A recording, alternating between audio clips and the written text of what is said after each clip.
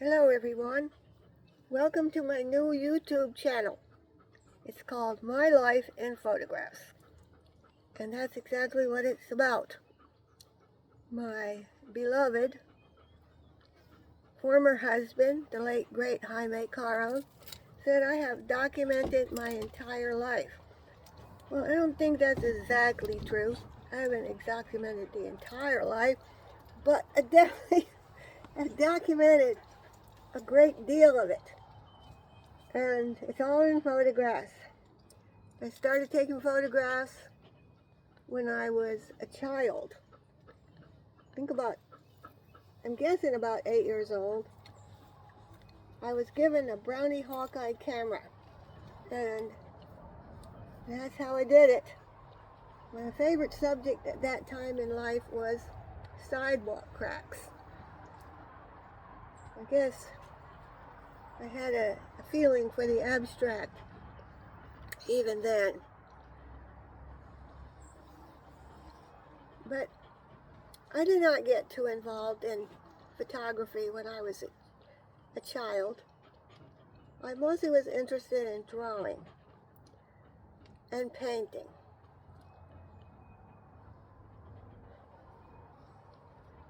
I got very involved in it by the time I got to college. And I had a Pentax camera. I also had a 4x4 camera. And I started taking pictures basically seriously when I was a freshman in college.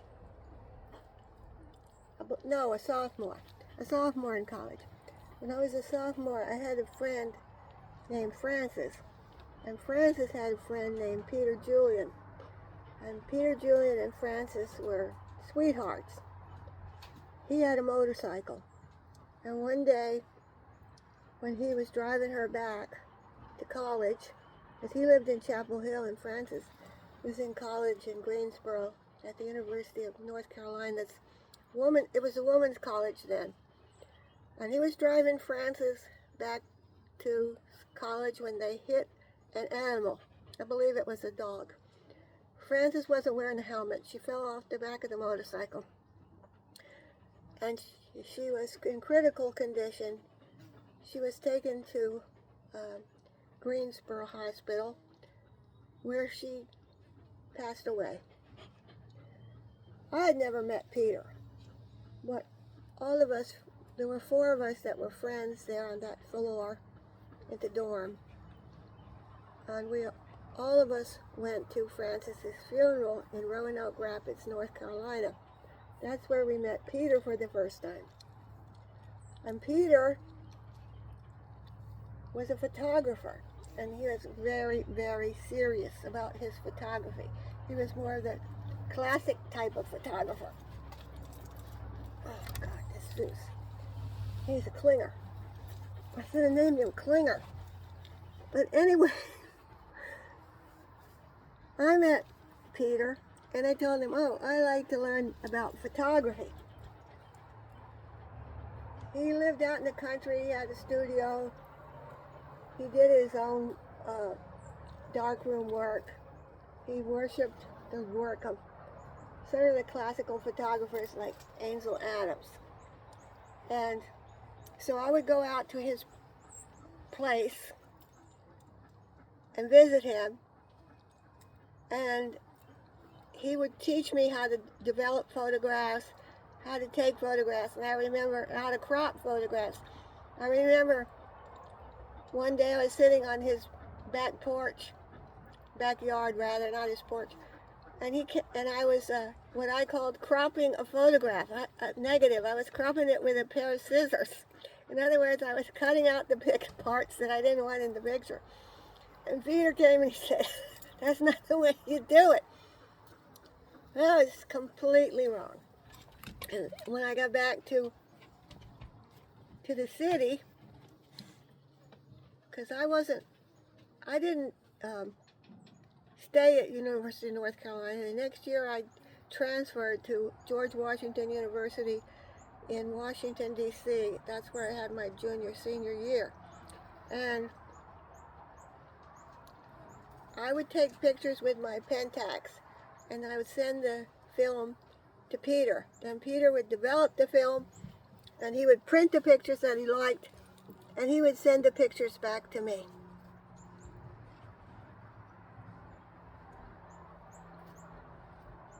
And that was how it all started. It's never ended. Because for me, photography has been endlessly fascinating. It always seems a miracle that you can take a picture, print a picture, and have a picture like forever. I don't know why I was so fascinated by photography. I know as a kid, my dad was a Marine. We used to travel all over the country, and also we went to Hawaii. And everything was always moving. Everything was always appearing and then disappearing. And I just love the idea of a photograph, still photograph.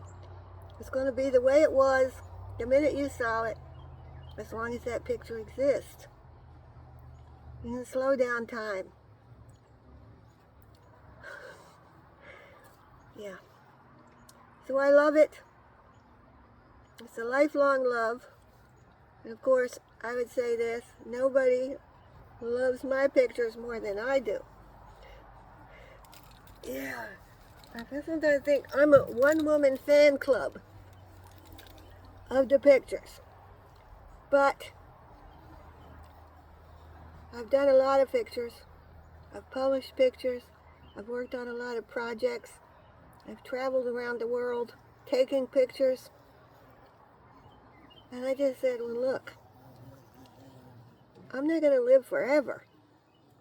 I'm going to put these pictures together. And some of the pictures that I've done, when I was living in New York, I did a lot of pictures of the Lower East Side, a lot of pictures of the Andy Warhol superstars. That was something I got into just through a recommendation, really, through synchronicity. Now, synchronicity was a big word in the 60s and 70s. It means something happened. You didn't plan it. You didn't order it. But it just happened. It just so happened. And a friend called me and he said he had a friend and he wanted a photographer to take pictures of the Andy Warhol superstar. So I did a lot of those pictures. And I really, really enjoyed taking those pictures. I took pictures. I worked for a while for Majority Report. Now, the Majority Report was a feminist newspaper. It was created by Nancy Borman and her friend Joanne. And right now, Joanne's name is escaping me. Last name, I mean. And they had a newspaper office on Grove Street. And Nancy was a very devoted feminist. I did all kinds of pictures for them. My first assignment was a roll of toilet paper. And I also used to be a character that Nancy invented, but Nancy didn't want to be Yenta. Yenta is like a grandmother type who has a lot of advice. And so Nancy wrote Yenta column, but I did the photograph for Yenta. I was what they call that photograph on a column, a pork chop. So I was the pork chop, the Yenta pork chop, and Nancy was the author of the advice column. Now, Nancy and I did something I'm going to feel a little bit guilty about in this day and age when I'm straight as an arrow. But back in those days, really enjoyed doing a little trouble. And so the anti-feminist at that time was a lady named Phyllis Schlafly. Phyllis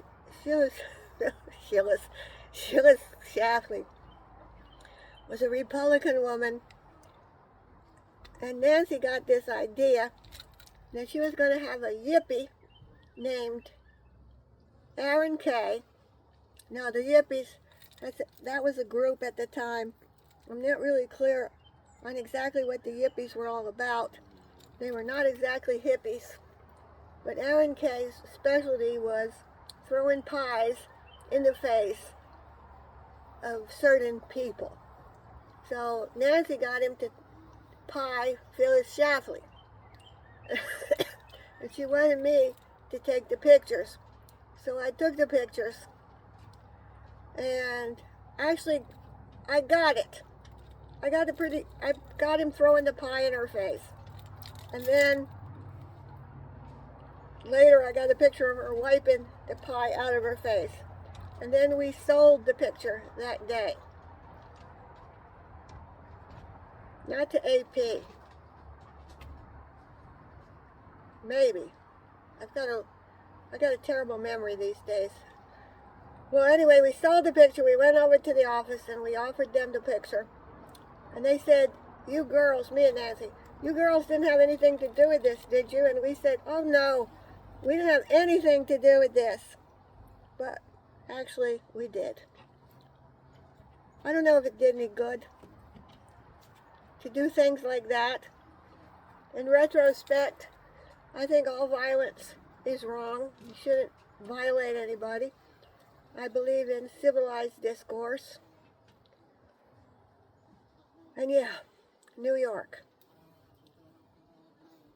I left New York in 2005 and moved to Madison Heights, Virginia, where I am now sitting. I have a 10-acre property. I have some horses. I used to have a llama. When he passed away, I have dogs, I have cats. And it's a whole different life, a whole different lifestyle. And so it's into a whole different type of photographs than I was taking before. And in fact, the photographs I'm taking today are photographs that I sort of ridiculed back in the day. I loved taking pictures of people when I was in New York. Actually, I still sort of love taking pictures of people, but not as the way I did before. But I mostly like taking pictures of nature.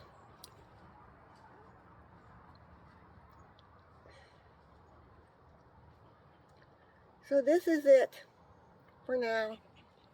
I will be showing you pictures from the day I was born. Hopefully, the day I die is not coming anytime soon, but it could be, nobody knows.